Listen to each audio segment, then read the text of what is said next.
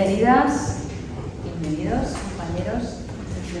Damos la acogida más cálida y el agradecimiento más grande a Alberto Carpio, nuestro invitado de hoy, poeta sevillano del 83, suena así como buen vino, pero que hemos aprovechado. Esta visita tiene una trama de un año y bueno, conseguir que los profes de secundaria, pues que tantos poetas se ganan la vida difundiendo la palabra, Alberto, es uno más, que tengan un día libre para poderse venir y no lo ha dudado y por fin estás aquí. Muchísimas gracias. Alberto ha publicado 3 libros, los 3 extraordinarios. Publicó los comensales en pretextos en 2012 porque ganó el premio Emilio Prados. Era un libro donde ya aparece una cosa muy curiosa de tu poética, que es el tema de, bueno, como el propio nombre indica, de la comida, lo matérico, lo orgánico, ya lo veréis. Son como... Hay algo de bodegón vivo y parlante en todos sus libros, y también el tema de los vínculos familiares. Después, en el 14, consiguió una beca de 2 años en Nueva York, donde ha pasado mucho tiempo. A lo mejor eso también importa en tu poética y nos vas a hablar de ello.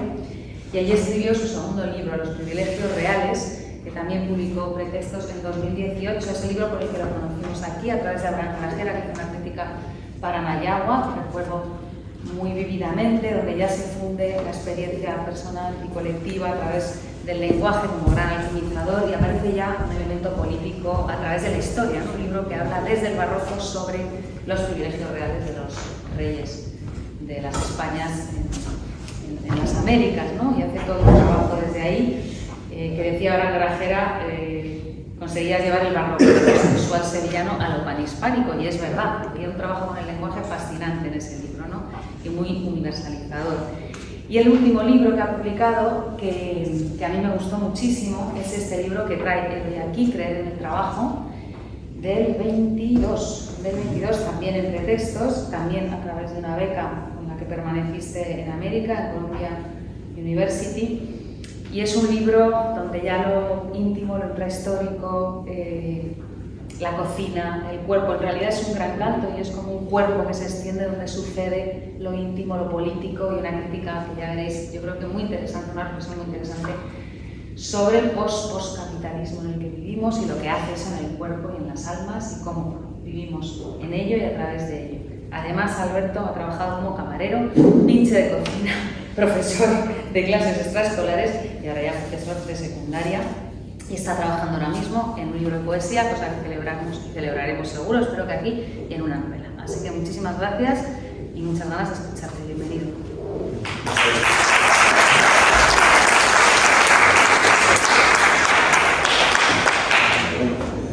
Muchas gracias. Hola a todos y todas, muchas gracias por venir. Muchísimas gracias al centro y a Julieta, material. Bueno, previamente contaros qué pensaba hacer hoy. Quería hacer una especie de desmontaje del libro hasta cierto punto. Me parecía divertido, me apetecía y quería compartirlo con ustedes una aproximación desde cómo se compuso, cómo se hizo. Y también porque me parecía que podía ser más interesante por otras cosas para personas que están interesadas en la poesía, que le escribí, imagino, muchos de ustedes. Luego charlar, si queréis, un poco sobre procedimientos, sobre técnicas, sobre cuestiones que quizás no son lo único, lo más importante, pero sino que no se puede dar luego un libro, ¿no? Bueno, Sepárate un pelín. Más abajo. Más abajo. Sepáralo. Aquí. Ahí. Vale. Ahora sí, bueno. Pero no sé. ¿No? Ahora si lo paras mucho se acopla. Ahí. Vale. Súper larga, puede Ahí. Una actividad bastante curiosa.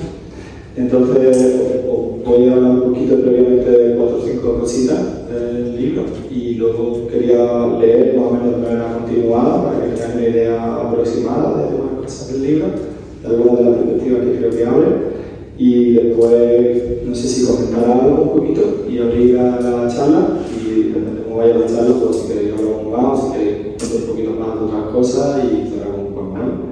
Respecto a lo que contaba Julieta, muchas gracias por la presentación. Para mí estar en Nueva York fue una manera de sacarle al capitalismo justamente tiempo de trabajo pagado para poder dedicarme a la poesía. quería investigar, quería leer, quería pensar, que es algo que queda en este libro, que de alguna manera que en el trabajo es lo que quedó de mi tesis de doctorado, que es una tesis de Colombia contra el trabajo, haciendo huelga contra Colombia, que es un sitio que odio. Y bueno, justamente ahora se ha visto con el tema del trans, ¿no? Como Colombia no apoyó de verdad al estudiante que tuvieron, que vivía en Marlon, que yo vivía, y me parece vergonzoso lo que pasó. Imagino que todos conocen que tuvieron este hombre por el estilo, ¿no? Y bueno, sí, no sé hasta qué punto Nueva York es importante en el libro, creo que no particularmente como ciudad, pero sí como epicentro del capitalismo, de la desigualdad, de la brutalidad, de un sistema totalmente desbocado. Y el libro está fechado en 2020, empecé antes del COVID, en 2019, pero está fechado porque vi casi todo el libro escrito sobre ese momento, que lo vi en Nueva York al principio, y también me parece que es importante en ese sentido, que aunque no es Nueva York en el sentido quizás de José Hierro, un libro que venía pensando, ¿no? de Nueva York, que por supuesto desde que fui a Nueva York pensaba mucho en él, en Lorca, obviamente, que son referencias inevitables a la línea española. Pero sí que había algo sobre la cuestión del trabajo que tenía que ver con esa fecha en ese momento. Luego, respecto a lo que decía como de montaje, quería leer 3 cositas, 4 antes de empezar. Una, la cuestión del título, de que creer en el trabajo es un título que me parece que es un título que está incompleto voluntariamente, que es una expresión que ya de por sí es incómoda para mí. Creer en el trabajo, ¿qué pasa con creer en el trabajo? Creer en el trabajo es una mierda, creer en el trabajo es horrible, creer en el trabajo es una porquería, creer en el trabajo es maravilloso porque te alegra la vida. Y esa incompletud para mí es muy importante. Porque me parece que es una invitación a que la persona que va a leer el libro también se relacione con lo que falta por decir, ¿no? Para mí es algo fundamental, de lo que voy a hablar bastante hoy, sobre la cuestión de lo que está más allá de una, más allá de uno, que queda más allá, ¿no? De alguna manera, yo hablaba del tema de la comida, porque la comida es absolutamente fundamental en mi poesía, es algo inevitable porque por placer adoro comer. Me encanta comer, también porque hay toda una cuestión con lo que viene de más allá de uno, más allá de una, que es inevitable para sostener la vida. La vida no se sostiene si no te cuidas de pequeña, si tú no naces en un cuerpo de mujer, que es algo que hablando, también si no comes algo de más allá de fuera, ¿no? Entonces eso también tiene que ver también con ese sentido de incompletud del título y la ambivalencia entre, por una parte, la necesidad de amar, de querer, de sentir un impulso, algo que te da ganas de vivir, de existir, y por otra parte la inevitabilidad de la crítica, ¿no? de confrontarte con lo que nos jode a todo el mundo el trabajo, lo que no, a la mayoría al menos nos imposibilita, nos quema. Luego voy a hablar un poco de eso. Entonces me interesaba mucho esa ambivalencia y también me interesaba mucho hablar con ustedes de cómo el libro para mí es una especie de empresa colectiva hasta cierto punto. Porque el título lo eligió mi antigua pareja, a la que le tengo dedicado al libro, Ana, que fue absolutamente fundamental en mi vida, que sin ella no hubiese existido. Y el título fue una idea absolutamente suya. Sin esa visión yo nunca había tenido un título que para mí es maravilloso, me encanta el título y no tengo vergüenza de decirlo porque no lo elegí yo. Entonces, mejor incluso, ¿no? Y también es colectiva porque el libro no hubiera existido sin un amigo, Daniel Ibarra, que escribió libros maravillosos, os recomiendo, que es difícil hacer en España, pero yo lo hago ya si alguien quiere, como Con la noche dentro de los ojos, en Argentina. Que estando yo muy deprimido, yo le pasé unas notas que yo estaba escribiendo como buscando algún tipo de impulso de vida porque estaba muy mal, y entonces escribí lo primero que se me venía, como intentando conectar con algo que me generara algún tipo de asombro, de curiosidad, ¿no? Y a él le entusiasmó eso. Entonces de alguna forma también queríamos reivindicar esa figura de que a veces la escritura, por muy trabajo individual, trabajo en todo el sentido sea, también requiere, ¿no? De dos personas que están alrededor nuestra y hasta qué punto sin un equipo de trabajo es imposible. Yo no hubiera escrito este libro si no fuera por estas dos personas de distintas maneras, ¿no? Daniel aportó esa resonancia, que creo que es absolutamente fundamental, que sintamos que lo que estamos haciendo le llega a otras personas, y eso a veces depende de nosotros, de cómo nos estamos relacionando con otras personas, pero también depende de la suerte que tenemos con las otras personas, del momento de la vida de las otras personas. Y entonces, por de alguna manera me quería agradecerlo, pero también hablar de que el agradecimiento tiene que ver con eso. Un libro, decía Violeta del Canto, yo siento un libro de agradecimiento a la vida, pero también porque justamente personas están hablando de nuestra. Entonces, creo que es fundamental el equipo de trabajo del que nos rodeamos. Yo siento, por ejemplo, que tener el libro fue un desastre, entre otras cosas, porque me faltaba de verdad una buena interlocución. Tenía demasiados interlocutores y ninguno demasiado bueno. No estábamos en el momento del equipo que teníamos demasiado bueno. Entonces creo que es fundamental, cuando escribimos un libro, saber con quién hablamos, por qué hablamos con esa persona, qué esperamos de esa persona, qué espera esa persona de nosotros. Y creo que ahí hay algo muy clave, que es súper importante. ¿Con qué aspectos? Por ejemplo, esta persona es maravillosa para el ritmo. Yo tengo un amigo que fue el que me ayudó, sigo un poquito hablando de otras cosas, con la cita del principio de esos panes en el Gran Club. Y se lo ocurrió a él, ¿no? Se decía que era una maravilla con el oído, pero para todo lo demás era un cero. Era chunguísimo. Si me hubiese tirado desde pie, no hubiese sido un gran avance del libro.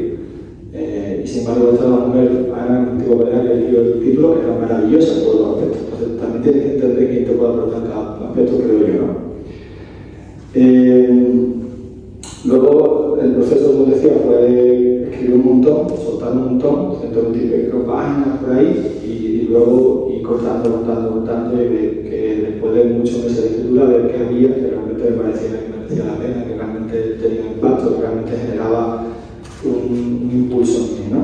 Y a partir de ahí, pues muchas formas de trabajar algo que yo tenía muy claro. Eso sí que también quiero comentar al libro de la cita de Sor Juana, que es una cita del Primero Sueño, que para mí es uno de los grandes libros de la poesía en español, que Sor Juana desarrolla, aparte de que me encanta la sintaxis, me parece que es fundamental encontrar sintaxis que sean complejas, ricas, que frente a los momentos políticos en los que nos encontramos, donde todo es simplificación, donde todo es empobrecimiento de la sensibilidad, empobrecimiento del pensamiento, empobrecimiento de la vida.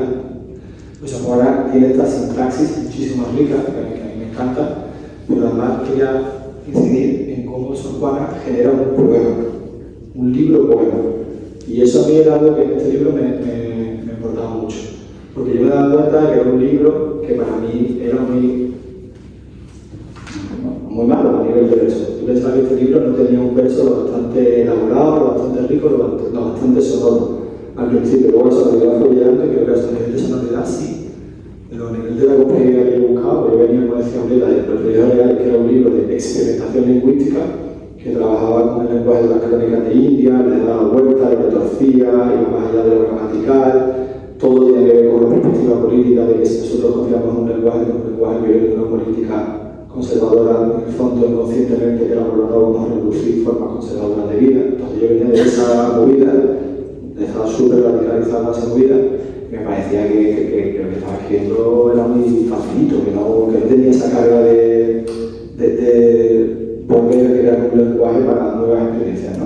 Entonces, lo que sentí fue que realmente había una cuestión que era que sí había una complejidad que se daba, porque no era la complejidad necesariamente de cada verso, sino del desarrollo del poema libro. Y en ese sentido, el Primero Sueño fue una... O sea, que me gustaba muchísimo la cita, me encanta la cita, pero también tenía que ver con que me gusta la idea del desarrollo del libro, de lo que se puede crear a través de las variaciones, a través de las nuevas capas que aparecen y que se suman.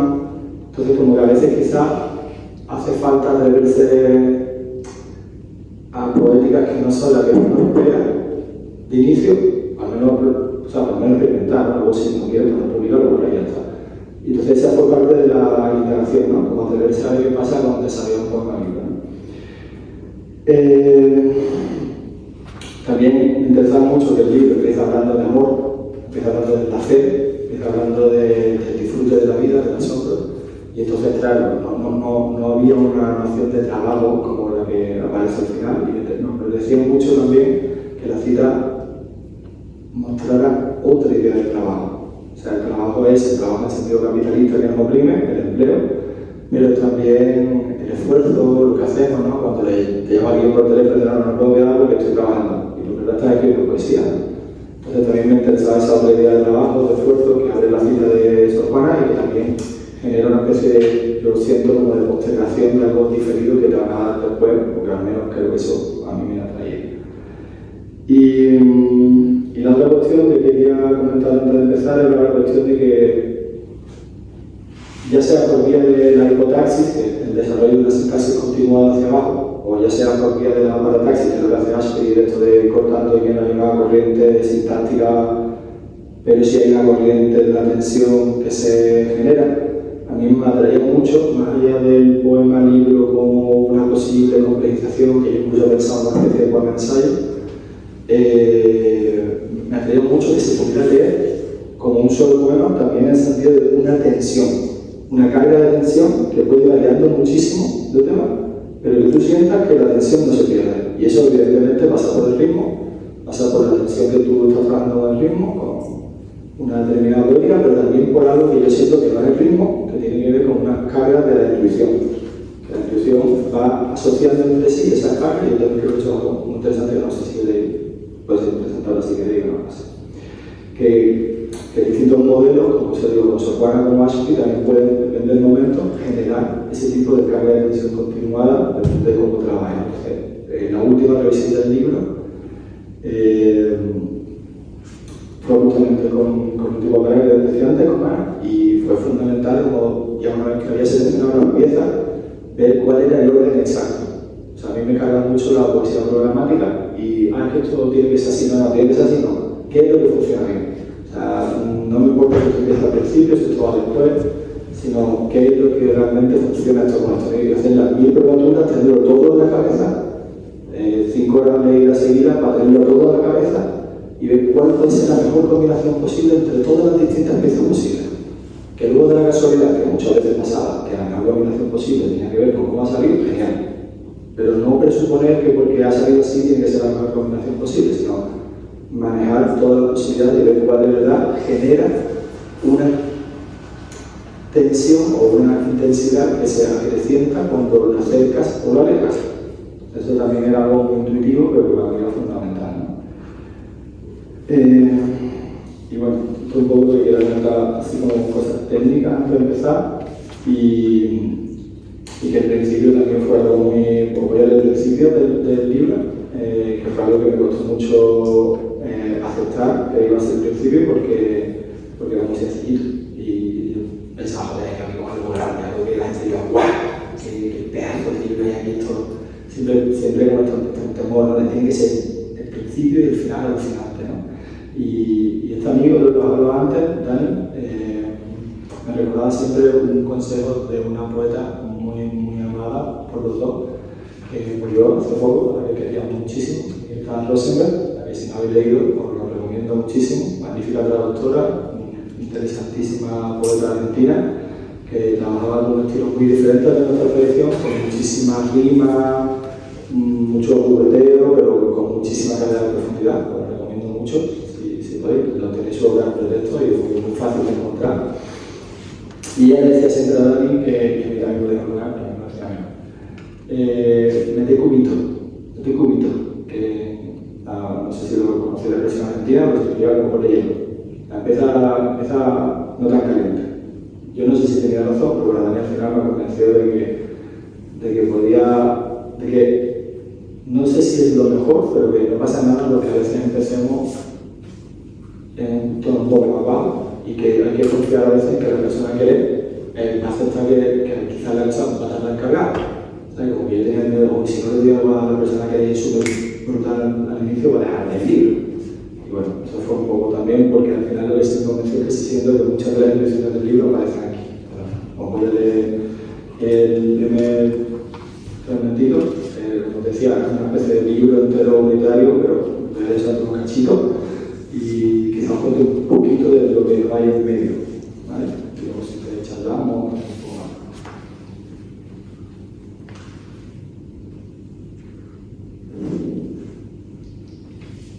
Se atasca en el lavabo la saliva con la pasta de dientes, formando una constelación que el agujero no consigue tragar. Llevo semanas mascullando. ¿Qué provoca esa visión? ¿Qué promete? Resuena dentro de mí, pero no se aparece. Viene de fuera un alimento a fuego bajo, una salsa que espesa al reducir. formándose en la carne. Una cocción que deposita años y tiembla de presente. Una llama de vela que derrite la cera, quema la cuerda y de un soplo se apaga.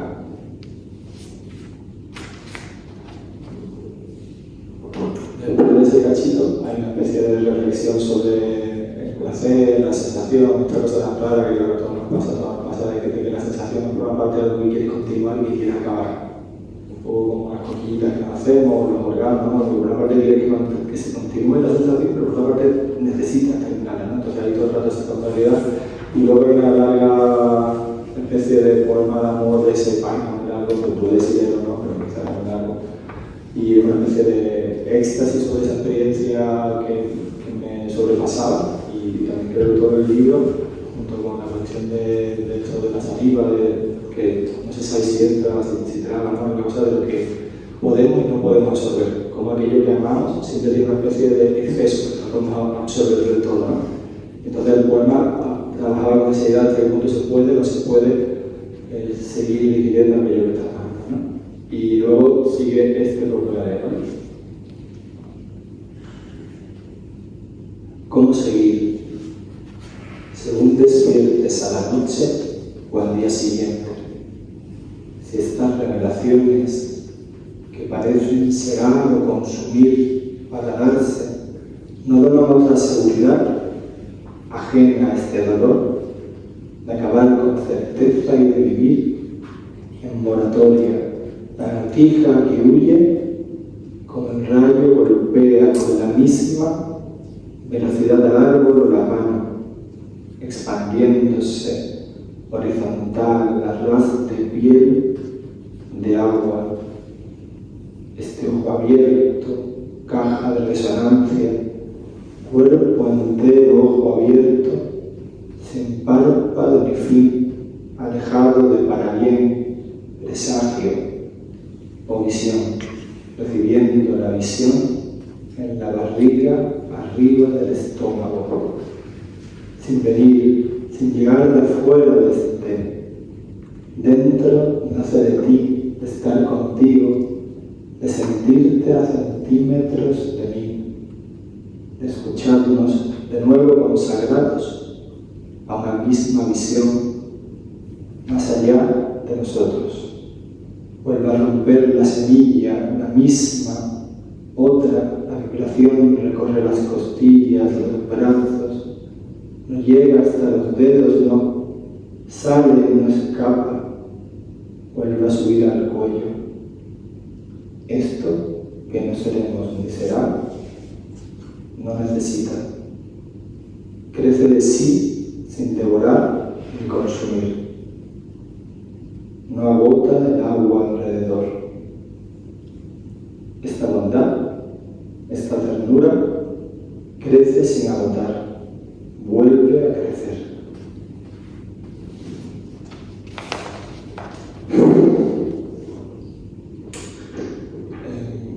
Luego había toda una sección larga sobre comida y cómo cocinamos y cómo nos relacionamos con la vida, que tenía que ver también con el trabajo en el sentido del hacer, de cómo nos relacionamos con nuestro propio hacer, con las formas de vida que tenemos, ¿no? Que eso va a parecer algo que va a ser como la ley, ¿no? Y también con cómo podemos digerir la experiencia que vivimos, cómo lo digerimos a las otras personas con las que nos relacionamos, cómo acceden también, cómo dejan huella, cómo resuenan en nosotros. Y yo creo un fragmentito chiquitito que luego sigue como otro que voy a leer a continuación, que se llama al final de esa parte. No conocemos el contorno de los sentimientos, no conocemos lo que los moldea. Cuando termina una sensación y empieza otra, cuando el borde de una emoción se cuaja, se evapora o se transforma en sentimientos permanentes. Cuando comienza a acumularse una impotencia violencia que va dejando un gusto a quemado en el fondo de la olla. Y lo que cerraría más o menos esa parte.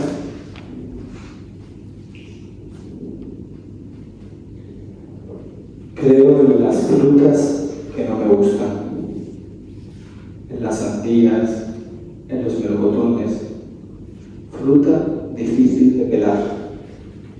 Creo en los callos, de una textura casi gelatinosa, todo a favor para que diera asco. Creo en ese arriesgado aprendizaje, ese trabajo que llevó al menudo. Joder, un menudo y cerveza en una plaza fría al aire libre. Como alegra follar al aire libre, alegra comer al aire libre. Algo se descomprime, algo que contraído todo el tiempo, ni sabíamos contraído, se relaja al respirar, al sentir un segundo o dos el sabor refrescante de la cerveza helada con el sol en la chepa, mientras charlas con alguien que ama hablar. Un impulso no para de crecer, pero no llega a consumarse. Un hervor que calienta la olla sin evaporar el caldo.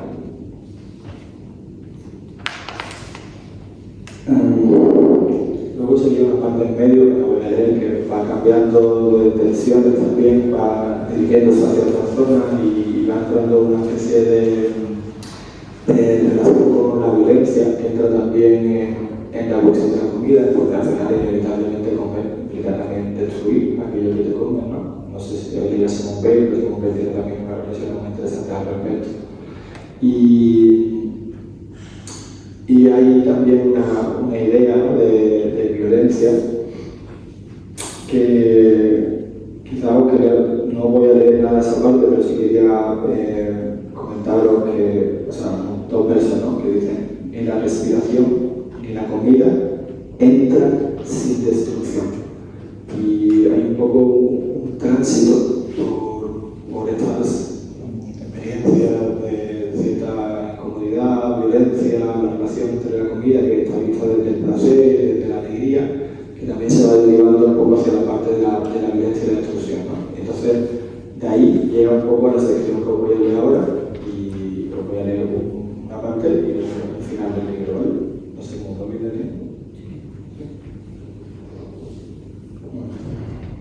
También no sé, quizás, si acaso, a nivel técnico, también quería hablar un poco de algunos procesos, algunas cosas que quizás puedo ir contando luego si queréis.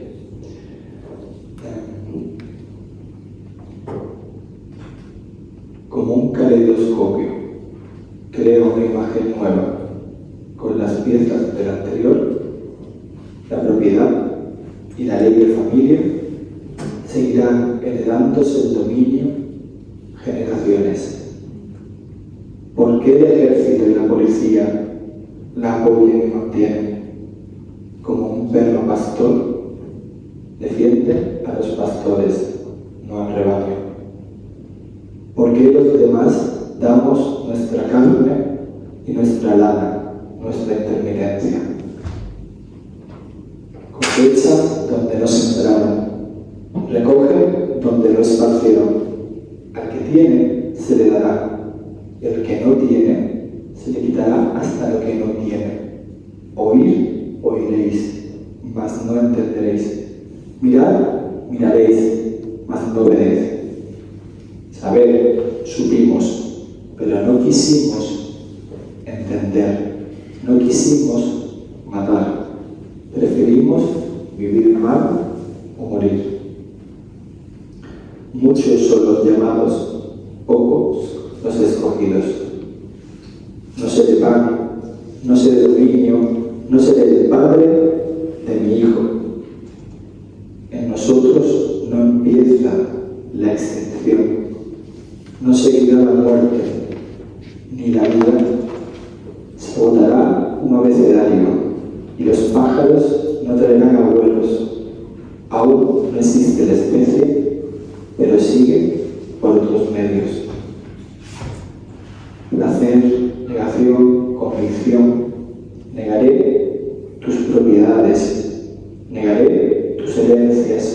Negaré mis herencias, negaré el nombre de tu nombre, las escrituras con las que las líneas dibujan líneas en la tierra.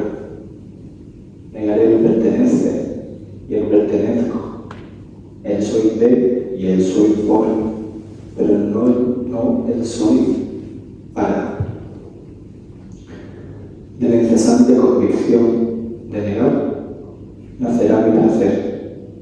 Del placer para el placer por el placer, de abandonar el dominio y no haya que esperar que la muerte no tenga dominio y no haya olvido ni memoria del olvido. Y al fin, los dientes afilados dejen de ser la punta de los huesos.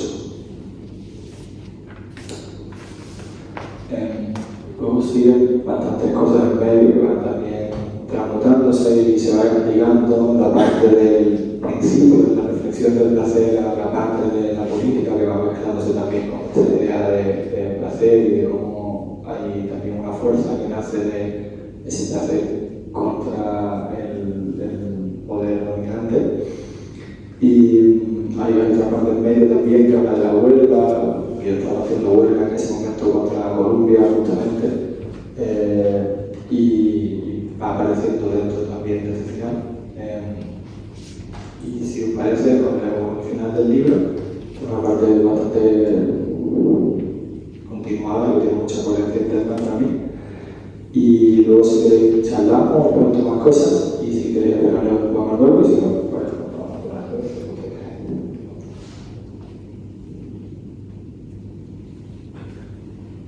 ¿Cómo hablar de política? ¿Cómo no hacerlo? Este libro iba de lo que amo. Hago huelga mientras estudio una huelga. Justo ahora que tanta gente otra vez pierde el trabajo, aunque no creo en el trabajo. En reducir acciones a trabajos. Intercambiar cualquier labor por otra, porque ponemos precio. ¿Cómo llamar igual a quien cultiva, pesca, cuida, protege o especula? Pero mientras la gente necesita un trabajo que le compre su tiempo y voluntad para pagar el coste de sus vidas. Al principio fue un cuerpo dentro de otro, junto con otros cuerpos vivos que no estaban en deuda, y antes fui parte de otro cuerpo, de mujer. ¿Cómo no hablar de política? ¿Con qué dinero vives? ¿Dónde? ¿Cómo solo escribir de cambiar formas de vida, la atención, las creencias, la manera de hacer, los deseos empobrecidos? Dejar de parecernos a ellos. Si no hablo de cómo nos afectan los trabajos, la falta de trabajo, o si no tienes para el alquiler, ¿cómo vas a cambiar de forma si no te llega para pagar lo mínimo o te llega para eso y no más, o solo un poco más, pero estás agobiado porque quizá mañana no haya más de este mismo trabajo que te drena las ganas? Aún no por en estatua o en moneda, quizás por no tener trabajo fijo, perspectiva, o quizás muchos se repitieron y estancaron sin un trabajo. Cuando llegué, los edificios ya estaban, las costumbres ya eran heredadas, las propiedades estaban repartidas y la acumulación consolidó sus beneficios. En el cuerpo no caben propiedades, solo puede vivir al día de la obra. Me encantan los ahumbados, los salazones, los encurtidos, el escabeche, todas las formas de conservación que maceran, no dejan, igual, añaden y transforman lo que ya no está vivo.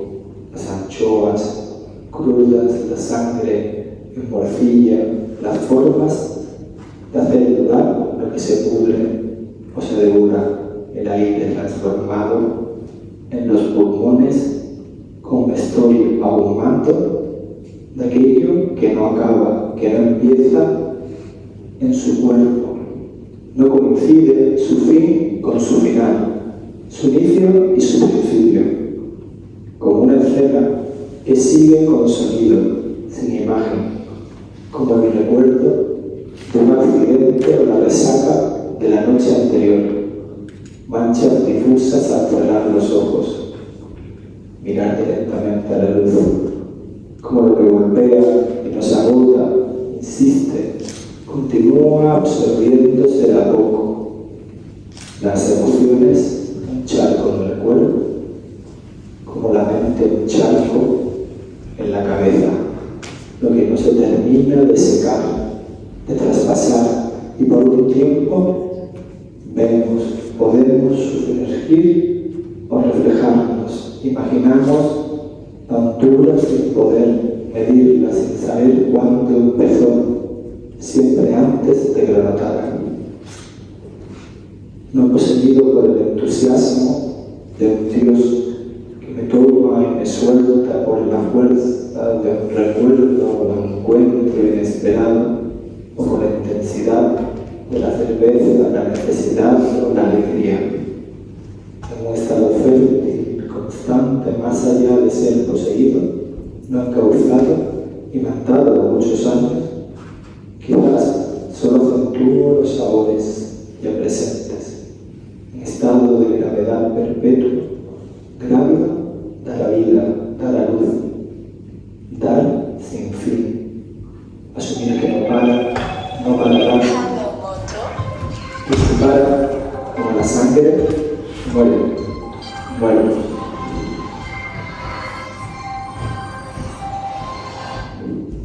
La negatividad de los trabajos, la de los sueldos bajos, los que dañan, los que dejan el cuerpo consumido, los que te dejan lleno de frustración, los de creer que haces parte, que disfrutas mientras te consumían. Las profesiones fortalecen, las vocaciones hacen calle. No se habla de los contactos, las injusticias son puntuales. Si vales, llegarás. Si te esfuerzas, te llegará. Si de verdad mereces, ¿cómo no va a llegar? Vete a la mierda. Vete a la puta mierda. Te llegará. Llegarás a un trabajo de mierda. No dejará de aparecer el hambre cada día, pero quien quiera descansar, descanse como por siglos y más siglos bastaba trabajar de sol a sombra. No había que apurarse, sentir la culpa de no tener trabajo cuando no se podía cosechar, no defiendo que opriman como antes, hacer menos, hacer mejor, hacer lo mejor para todos, lo necesario, respiradores, mascarillas. Quiero poder volver a decir, sin amenaza de reproche, que los trabajos que ayudan a otros son más importantes. Decir lo obvio, que nadie debería tener más de lo que se precisa, mientras otros no tienen lo necesario. Que la usura es un crimen, que invertir es un crimen, que especular es crimen. Dar la burla, venir con mierdas, dar lecciones sin poder hacer nada, esculpir entre las manos donde lado al sol. O mantengo el vacío y acumulo la rabia fresca hasta secarla, hasta prenderla. Comprimo su entusiasmo hasta que estalle una onda expansiva. Ya basta de esperar, de resistir, de defenderse. Llega la hora y no será tuya, ni mía, ni de nadie. Y arrasará con todo lentamente, como la sal, como acaban las conchas y las piedras, y no habrá olvido, y la muerte será llamada muerte, y los recuerdos crecerán en racimo.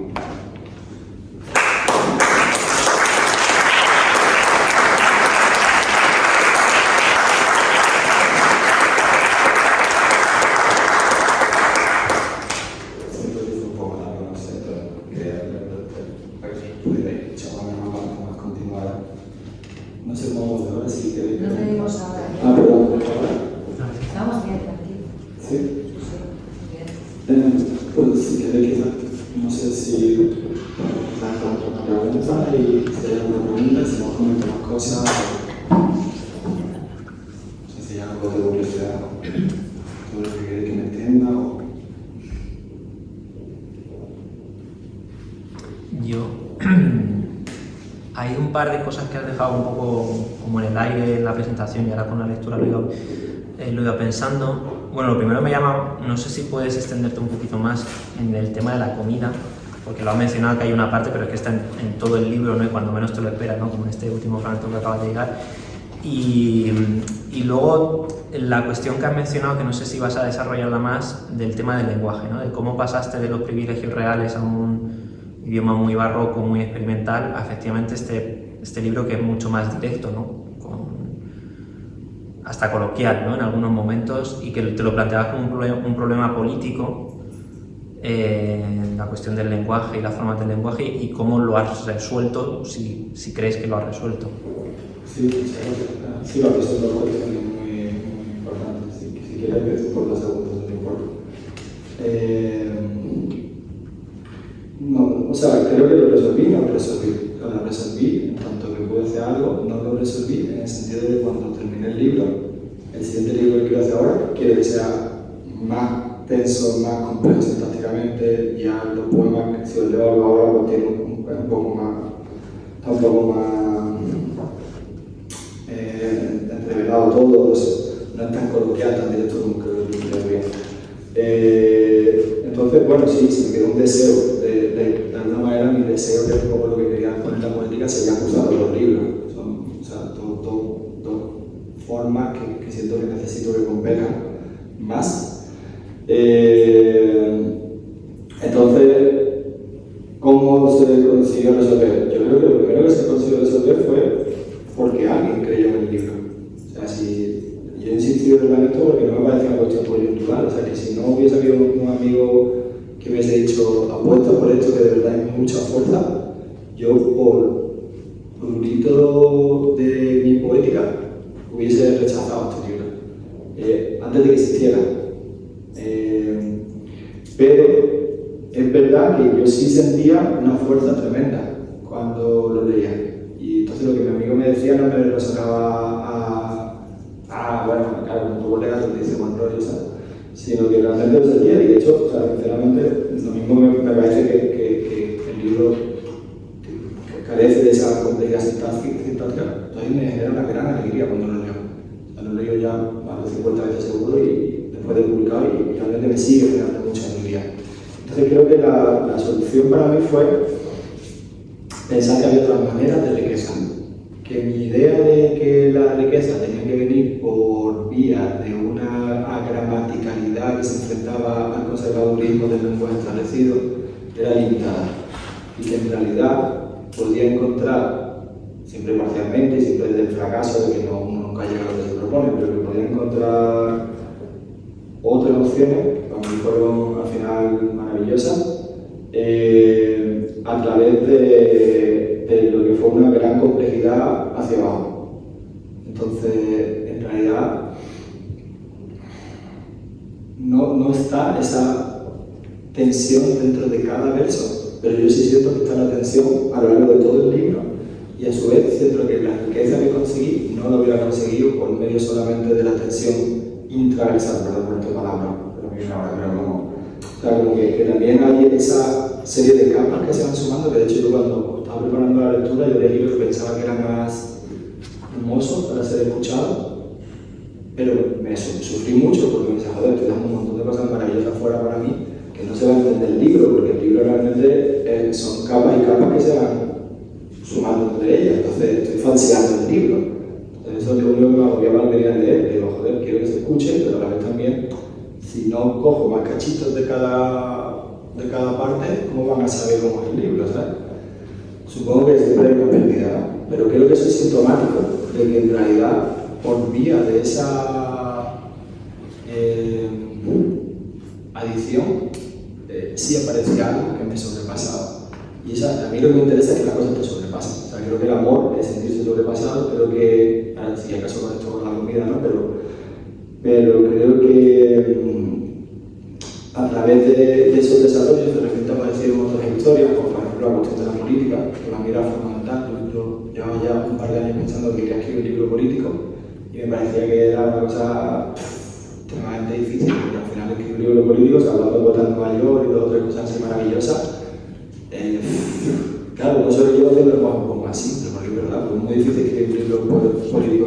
Para mí, lo primero que era un libro absolutamente político, pero nadie, como yo hacía ahora sí. Pero casi nadie pensaba que los libros eran un libro totalmente político. Entonces, claro, al final es más lógico entrar en la política en sentido clásico y que aparezcan este tipo de cuestiones para que se sientan. Y fue maravilloso cuando de repente una cosa se me cruzó con la otra. No fue querer el trabajo en ninguno de los dos libros que yo quería escribir, pero aparecieron las dos betas y se cruzaron de una manera que para mí fue muy hermosa, porque sí que se da esta otra sensación de que hay algo que siempre te sobrepasa, ¿no? Entonces al final yo venía de una... Bueno, creo que quizás se explica más así. Yo venía de una hueva, de una historia que era que en realidad es fundamental que la política y lo personal pase por algo que no se digiere. Y así pasó el tema de la comida. O sea, aquello que digerimos se agota. Y yo quiero que las cosas no se agoten. Primero porque no quiero morir, porque no me da mucho, pero segundo sobre todo porque adoro cuando las cosas que vivo con intensidad son tan fuertes que realmente te sobrepasan. Y eso yo lo pensaba también en un sentido puramente político a partir del 15M en particular, porque yo sentí que era una puntada que se hubiese acabado eso se hubiese convertido en algo que no hubiese desarrollado más. Entonces yo me obsesioné con eso y todo mi proceso en Nueva York también, cuando yo hice la tesis, era pensar qué tipo de manifestaciones estéticas, dentro de la estética no sea la política, pero qué tipo de manifestaciones estéticas no se agotan. Son capaces de dar 1000 lecturas y tú las digieres, pero sigue habiendo más para digerir. Entonces a mí me interesaba mucho también esa cuestión de que los libros, los poemas, no terminen nunca de irse por completo. Tú lo digieras, porque si no digieras no te queda nada. No me vale Finnegan's Wake, me interesa muchísimo reflexionar sobre Finnegan's Wake, pero no quiero leerlo.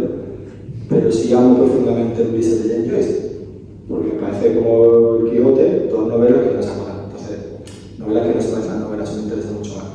Pero luego el tema de la comida, para mí, no es solamente la cuestión metafórica o la resonancia política de lo que no se digiere, sino es también algo muy vivo. O sea, sentí un poco de lo que aludí, no sé cuánto me he entendido, ¿no? Porque aquí no me he ido a hablar mucho, pero es que la comida es, en el plano primario, ser un ser vivo. Los seres vivos son los que comen. El ser vivo es el que devora a otro ser vivo o a otra cosa que viene de la vida.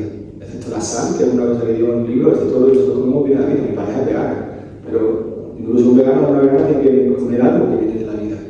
O sea, hay algo muy fuerte que para mí es algo muy primario, muy hermoso y muy terrible, donde están los dos componentes de que nosotros no vivimos si no viene algo de fuera.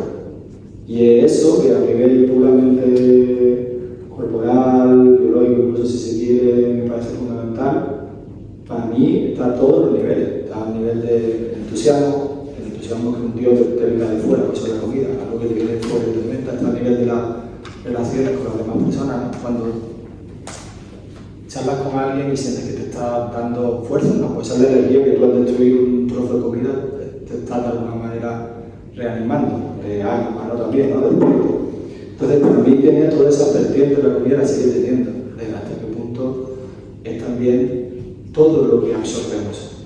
Entonces, para mí la comida en un sentido profundo, entonces también para mí al principio del libro dejaba la imagen esa sencillita de la constelación dando vueltas, que no se distorsiona, porque tiene que ver con todo lo que se absorbe, todo lo que estamos todo el tiempo experimentando como algo que estamos hasta cierto punto digiriendo o no.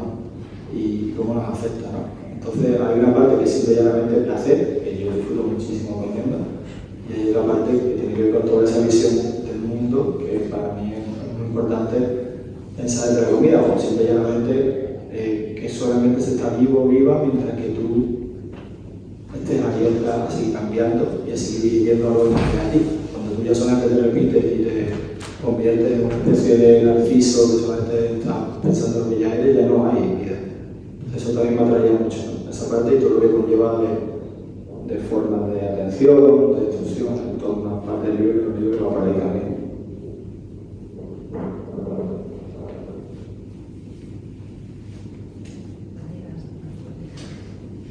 Tú hablas de capas, pero desde el principio, y sumándole que es bueno completo, que además está sin puntuar, que cuando uno lee es un poco más complicado. A mí me parece una suma de cascadas. No es de capas, sino que va llevándote más allá, más allá, más allá. Que a veces para un poco, ¿no? A veces para, cuando entras en alguna política, digamos, una descripción, pero para, no sé dónde llegará, ¿no? Cómo irá más allá. ¿Por qué tan abierto, tan dejado a la interpretación, pero tan interpretable?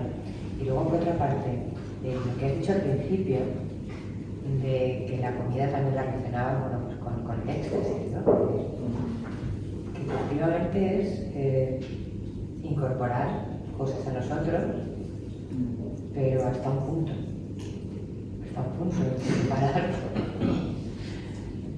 Ese es un concepto que me interesa también, ¿no? En todos los sentidos, que también en la poesía, ¿no? Y cómo ¿no? Si está reflejado, pues esos parones, ¿no? Cuando llegas, cambias de un poco de tema, en estrofa. Es como una obra de política, con qué dinero vives, dónde, pero ya te vas yendo a otras partes, ¿no? Cómo sobreescribir y cambiar formas de vida. Bueno, sí, me encanta lo que dices de la cascada. Fíjate que justamente yo lo que quería para el siguiente libro, aparte de la complejidad que hablaba, era que no soltara.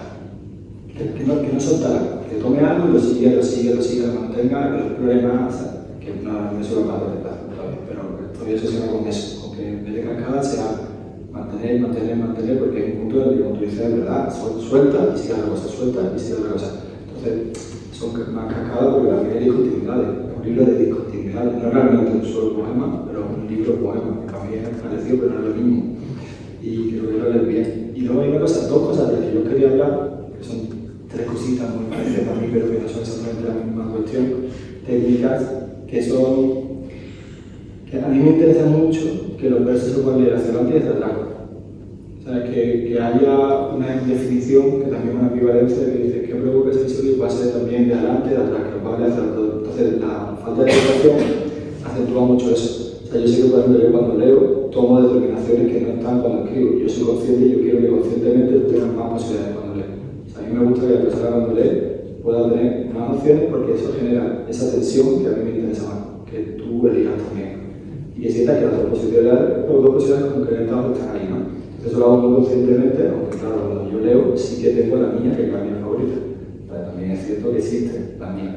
Pero sí me interesa mucho que se pueda ir adelante atrás. Y eso me interesa mucho, y más ahora que estoy escribiendo novela, con la cuestión de la carga, que es dónde está la carga del verso, dónde está la carga de la frase. La carga yo pienso, no sé si se entiende, pero yo lo pienso como cuando tú empiezas una frase, se genera una expectativa, o se cumple y vas añadiendo cosas.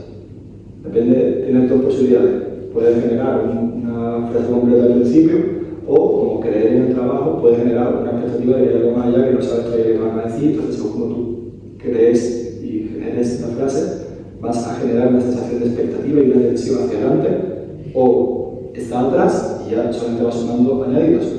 Normalmente, la poesía, donde yo lo entiendo, trabaja sobre todo con juxtaposiciones de alto grado de sencillez.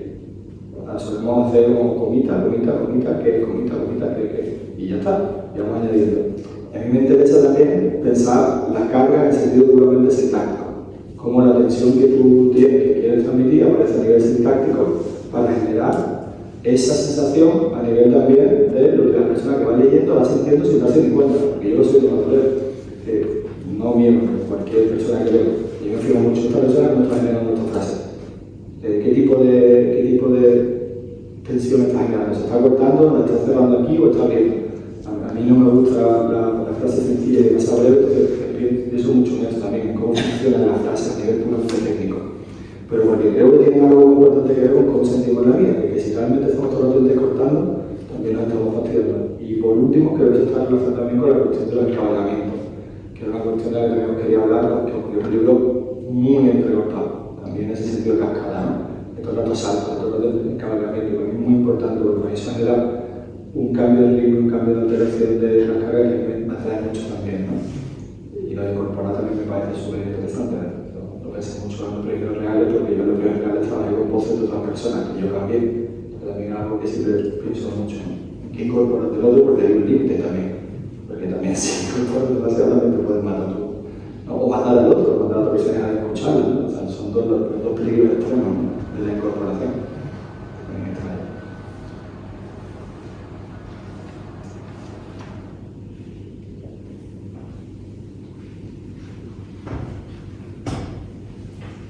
Me interesa el tema, bueno, muchas cosas, muchas de aquí, pero quizá luego ya si quieres mirarnos el poema inédito que vamos a aplicar en Nayagua, que te lo ha traído y nos apetece mucho escucharlo.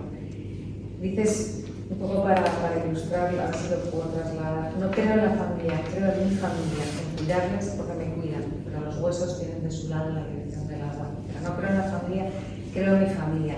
En todo libro que aborda lo político, uno de los retos es ese salto entre lo conceptual rechazable y lo experiencial que es identitario, que es sobre la familia es un concepto que podemos rechazar por muchas razones, pero la familia propia es nuestra piel en muchos casos, o nuestro anticristo, pero somos nosotros, ¿no?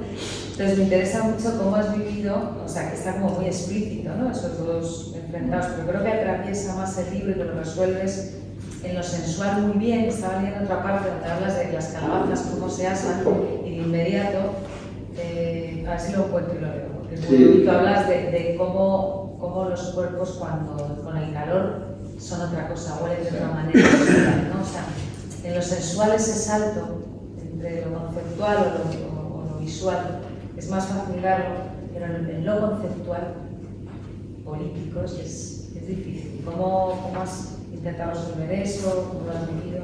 Sí, me encanta que lo preguntes porque yo no lo había pensado, pero la verdad de lo que estaba hablando, tratar contra la familia, entre muchas cosas.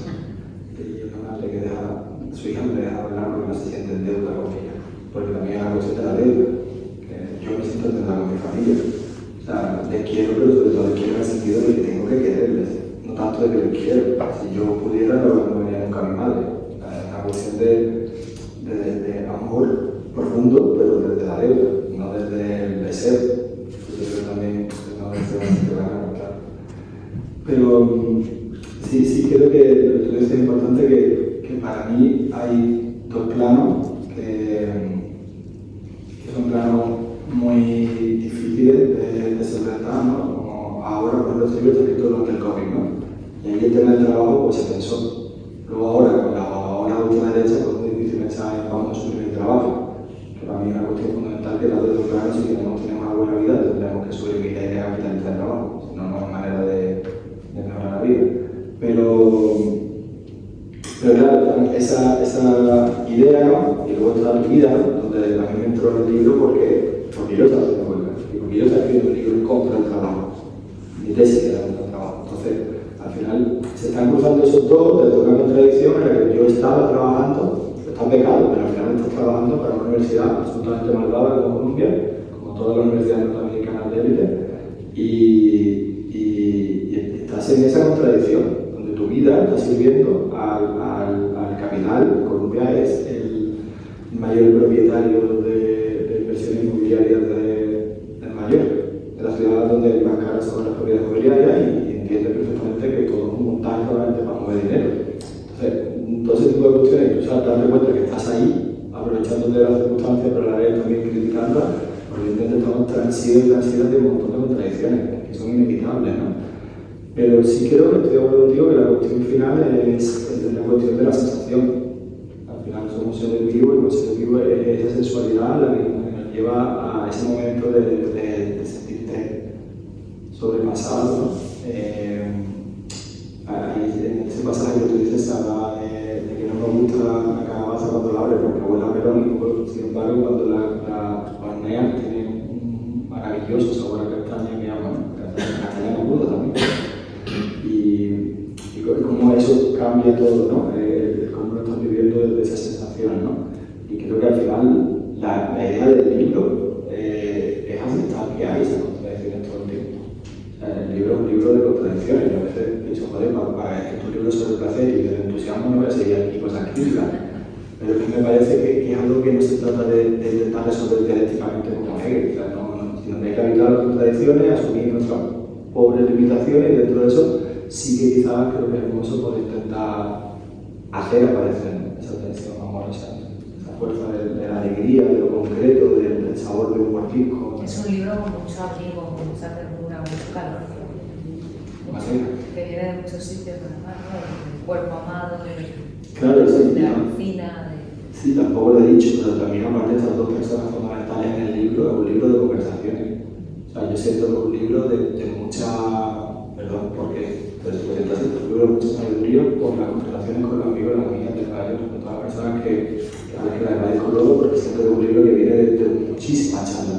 Que no sé yo, pero es el pensamiento de muchas personas que está usando con las sensaciones de muchas personas, ¿no? Y uno luego una es la que lo cataliza, pero al final, si no tienen esa experiencia como otras muchas personas, no aparece, ¿no?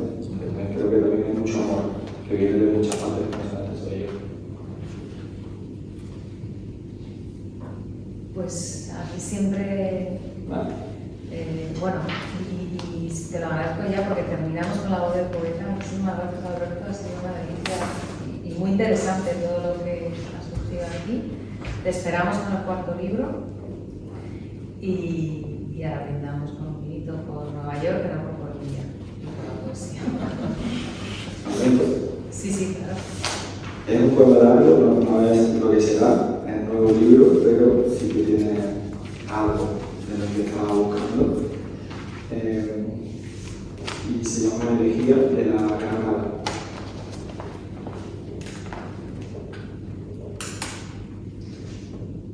Y no había futuro, imagen del futuro, ni los días podían convertirse en los días. Cada día acababa en sí, sin dejar en el próximo día nada distinto al anterior. No hubo por mucho tiempo alguno. En ausencia febril de movimientos y referencias, no había cómo imaginar. Y no puede haber cambio sin imaginación. O tal vez, solo sin imaginarlo, sin imagen, llega el cambio. Todo sabía decadencia.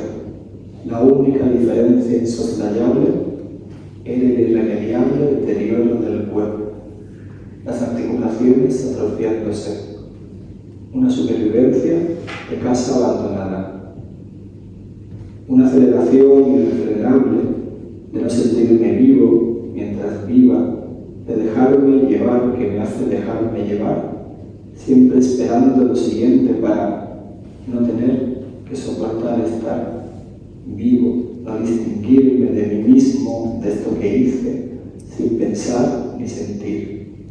Una masa indistinta, pavor de igual. No sé si las ideas que me impuse o me impusieron llegaron a mudar de piel o a desaparecer por el roce continuo de una pérdida insondable, carente de contornos. O quizás solo estaba cansado de no estar sintiendo una atracción tangible, una fuerza de gravedad que arrastre a distinguir los cuerpos de los ingrávidos pensamientos, de no sentir impulso físico en las ideas que me guían o guiaban sin yo saberlo, intentando seguir sin saber si debiera haber parado para intentar sentir si en esa huida solo se contraía más el cierre, la presión de aguantar más tiempo bajo el agua, sintiendo solo esa presión de continuar que impide percibir a los demás. No lo sé. No sé si hubo un antes, pero apareció. No sé cómo, si inducida por mí o diferida de un pasado remoto o de un futuro, por llegar, una casi insoportable a la que no respondo o no sé responder, una gustosa tentación de decir que sí, una inválida pretensión de ser tomado por una más allá de mí creciente pregunta que se gesta a una velocidad imperceptible, pero evidente en su consumación embrionaria de cáscara de huevo, en aumento calcáreo con una lentitud de sedimento que dejó, que trae un porvenir, una tensión que no se agota al asentarse en su bondad no pronunciada. Si acaso la bondad es pronunciable. Apenas tan emocionante como segura, muy diferente pero compartida, con la seguridad que el crecimiento de los gatitos que cabían en una mano amamantados con una leche exenta de crueldad, por más que aterre que la gata hambrienta se comiera a los gatos moribundos, por hambre o para darle más sustancia a los que aún viven como las gallinas, que rodean los huesos de las sepias, que les echan pelados o se comen las paredes de cal y de esa ósea blancura se definen, sin que podamos ver, saber, confiamos en lo siguiente como consecuencia de un pasado, un proceso, quizás no necesariamente entrelazados, y de ahí el sacrificio salen más fuertes, reforzados, su pétrea formación quebradiza que protege esa líquida ternura que solo gana forma a cambio de perder su tierna blandura indefinida, como el soplo, el impulso que toma la forma que lo crea o lo retiene, lo crea al retenerlo, solo perdiendo su potencia absoluta, puede ganar una potencia absoluta al absorberse en su callada maduración creciendo y no acaba al acabar su combustión a cada nueva distinción intuida, más que buscada a tientas, descartando más separada de sí y más cerca de separarse otra vez más. Solo puede, si es que puede, hacer aparecer seleccionando, domesticando las apariciones, con cincel esculpiendo apariciones por venir. Así surgió el futuro, un futuro, este futuro, en el esmerilado que anticipa un clivaje anterior al ojo al leer sus capas a mano, a ras de huella con las yemas, arriesgándose al corte de un saliente, hasta orientar a ciegas la superposición de esfuerzos en una misma dirección, de capas de pintura confundidas en un solo color que se concentra en esta aceptación, en aceptar que vivo y viviré en aquí. ¿Qué es un aquí o un ahí? No lo sé. No sé dónde estoy, siempre un poco más allá de los contornos de esto que llamo cuerpo, casi siempre sin sentirlo del todo ni ocupar lo que me ofrece. Medio fuera de mí, a poco menos de un metro, no exactamente confluyente con el alcance de mis manos, con lo que puedan destruir.